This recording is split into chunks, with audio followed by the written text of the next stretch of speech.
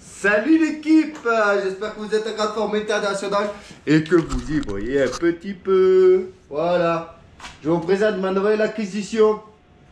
Qu'est-ce que c'est? 65 cm3 Suzuki RM qui a été découpé, modifié avec un moteur type dirt bike. Voilà.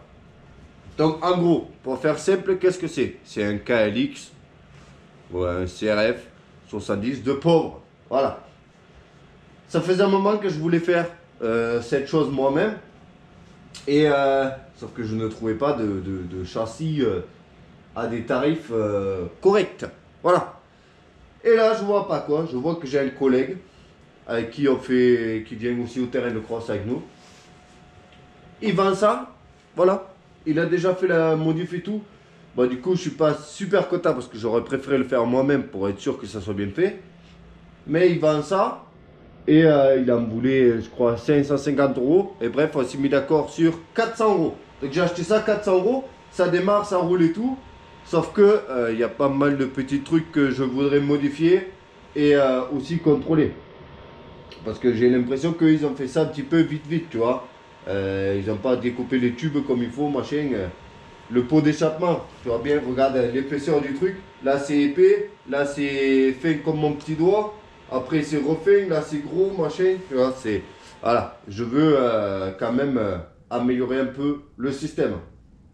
Donc à la base je l'ai acheté pour mon fils. Le problème c'est que mon fils, lui, il est plutôt de la nouvelle génération. Tu vois, il préfère jouer à la console plutôt que de faire du dirt bike, tu vois. Mais c'est pas grave, parce que dans ce cas, moi je m'en servirai, ou même ma compagne, voilà, parce que je trouve ça marrant. Parce qu'en gros, c'est quoi? C'est une dirt, mais beaucoup plus costaud, tu vois. Parce que un moteur de dirt en soi, c'est fiable, ou sinon c'est peu cher à réparer, ou même à changer.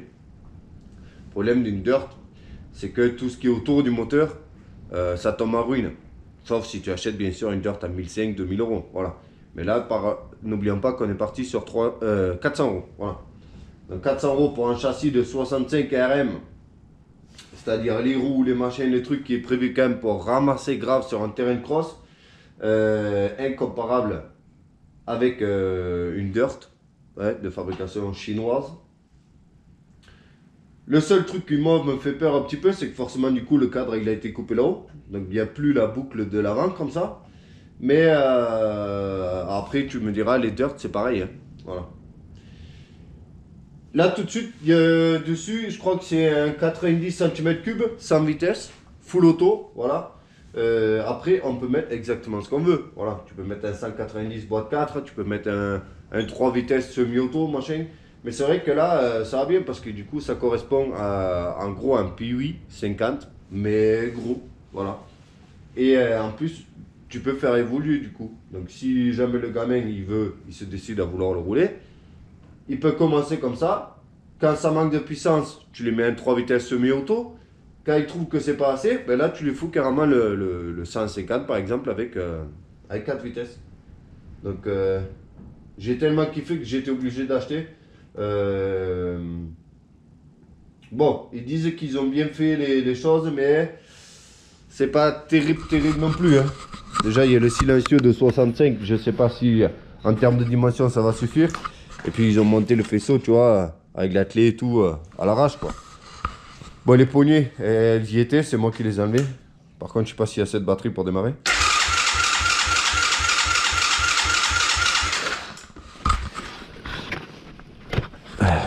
C'est moins 8000 dans mon garage aussi, là.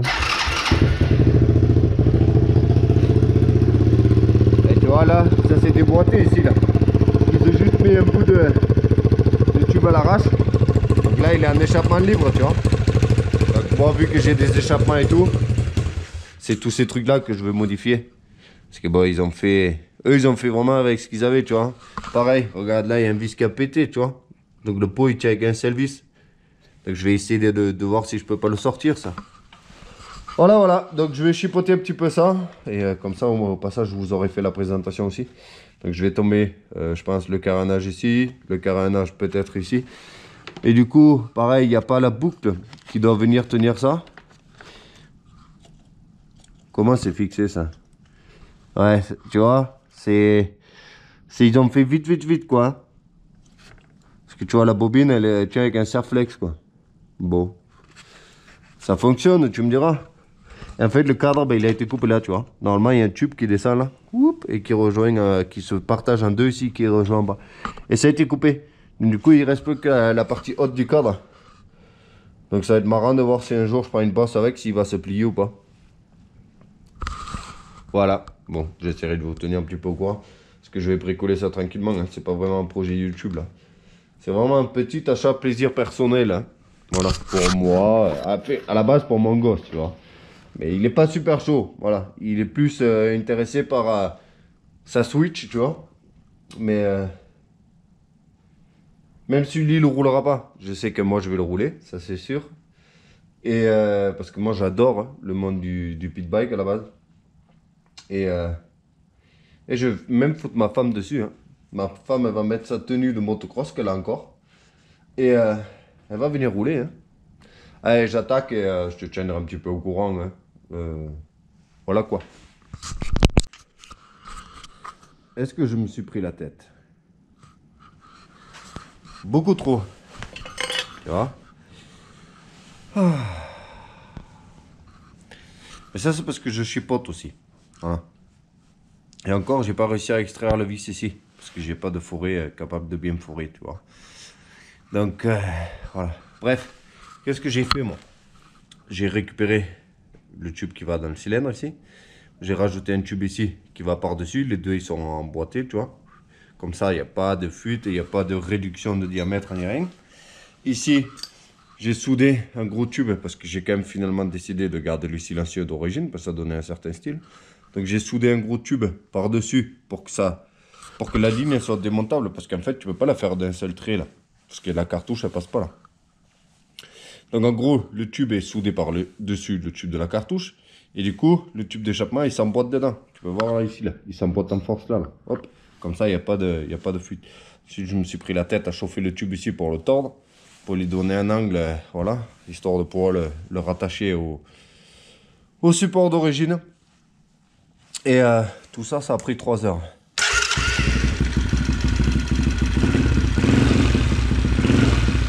Et voilà.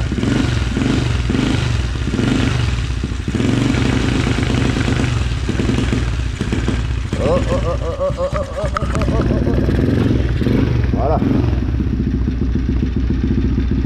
Mais moi, voilà, le bruit est sympa. Il n'y a pas de fuite, nulle part.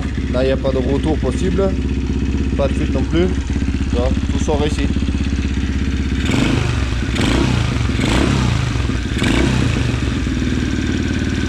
Et le bruit est sympa.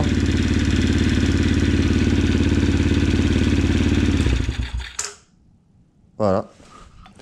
Bien sûr, peigne noir haute température, qui n'est pas tout à fait sec puisque ça fume un petit peu. Et après niveau faisceau, ça m'emmerde parce que regarde, en fait, il y a tout qui traîne ici là, à l'arrache. C'est juste posé là. Regarde, le régulateur de charge et tout. Donc ça aussi, je voudrais jeter un œil, au moins pour l'attacher. Tout ça, c'est un peu dommage d'avoir fait à l'arrache. Ouf, le filtre à air, je l'aime pas du tout. En plus, il est en train de se déboîter, je vois. Regarde. Parce qu'il touche le démarreur, en fait. Donc, il est en train de se déboîter ici, là. Ouais, c'est ça le problème quand tu le fais pas toi-même. Hein. Et après, il y a plein de trucs qui vont pas. Hein. Mais bon. Qu'est-ce que tu veux y faire hein. S'il peut fonctionner. Eh, n'oublions pas qu'on l'a acheté 400 €. On n'aurait même pas eu le châssis ni le moteur à ce prix-là. Donc bon. On va pas se plaindre quand même. Donc ça va être la suite. Hein. J'ai poté un peu tout ça. Maintenant je vais remonter le cache ici parce que bon. Du coup là j'ai fini. Je touche plus. Ça m'a beaucoup trop pris la tête. Voilà voilà. Ensuite une paire de poignets quand même. C'est chier. En fait les poignets elles étaient bleues. Et vu que ça donnait pas de style, mais que ça donnait du style sur l'YZF là-bas.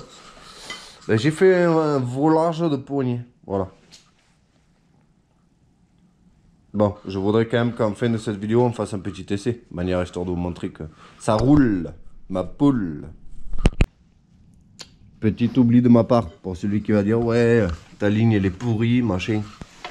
Regarde ce qu'il y avait. Hein. Je te montre un petit peu. Regarde le diamètre ici. Regarde, t'imagines un peu? vois la différence ou pas? Là sur la caméra ça sort pas bien, mais c'est demi-diamètre quoi. Ça va que c'est juste un petit semi-auto, mais enfin bon quand même. Donc c'est plein de tubes soudés ensemble. Et ici là il y avait carrément un tout petit tube emboîté dedans. Donc je sais même pas si j'ai le restant de ce tube là. Je sais où je l'ai mis, mais enfin bon. C'était microscopique ce qu'il y avait dedans. Mais pourtant je l'avais déboîté tout à l'heure. Le petit bout qui est resté. C'était où? C'était là. Regarde. Tu vois, ça c'est le diamètre du pot qu'il y a maintenant. Et ça c'est le diamètre qu'il y avait avant. Tu vois? Regarde. Ça c'est un diamètre de dirt normal. Hein. C'est un vieux pot de dirt basique. Et ça, c'est ce qu'il y avait dedans. Regarde. Voilà. C'est un peu poussiéreux. Bon, je te connais à force. Hein. Je sais que toi, tout ce qui t'intéresse, c'est roule, tu vois. Toujours du roulage, toujours plus. Donc on va aller la tester vite fait, histoire de clôturer cette vidéo. J'ai mis des poignées rouges, couleur de clown. Ben, parce que j'avais que ça.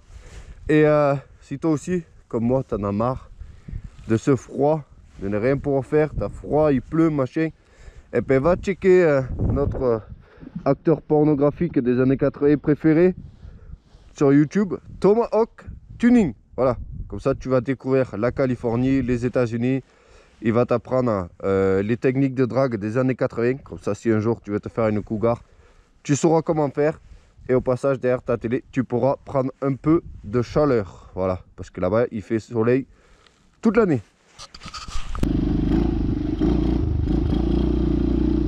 Le fourgon, il est là. La Ford Fiesta. Le Cayenne, il est encore là. Donc abonne-toi parce que le Cayenne, il coûte cher. Ah bah attends. Sans mes abonnés, j'aurais jamais payé tout ça. Hein. C'est grâce à vous que je suis devenu riche sur YouTube. Lol.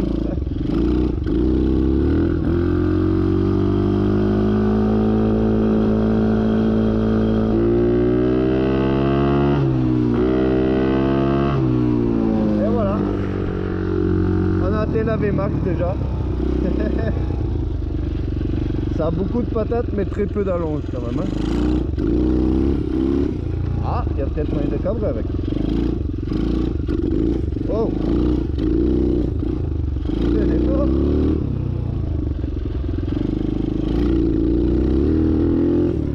Oh, pourquoi il veut plus marcher là? Peut-être qu'il n'y a pas d'essence aussi là.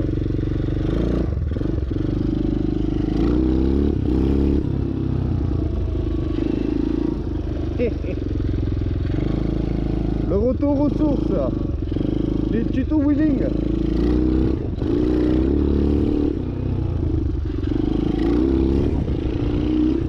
Ouais, ça manque de puissance là. Oh oh.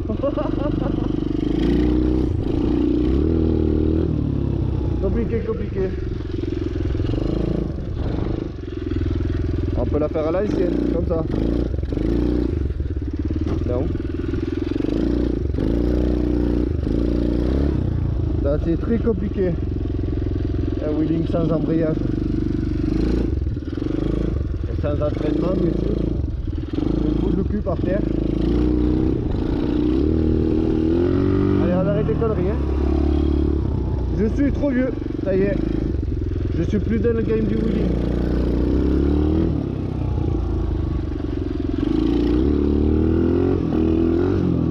Ah.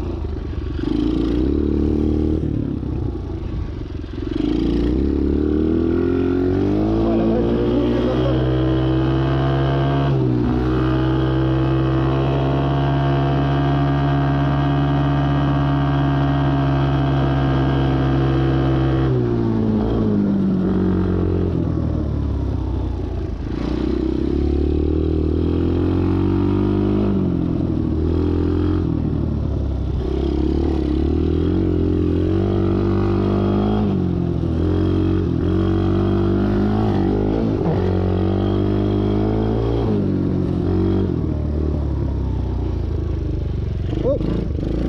pas de freiner quoi.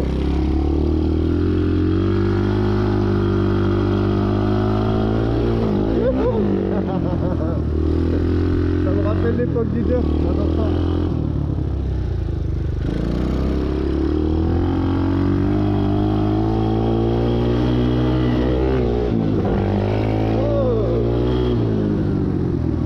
Trop beau.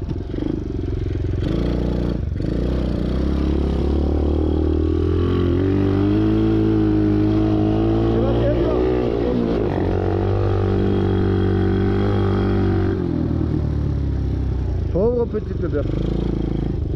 Enfin, ce n'est pas une Berthe. Hein.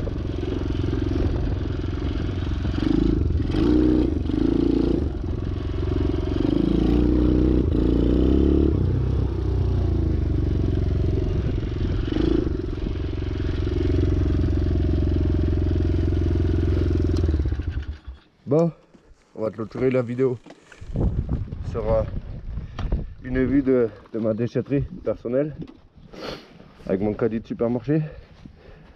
Donc, ben voilà, c'est du semi-automatique, hein, pas de puissance. Hein.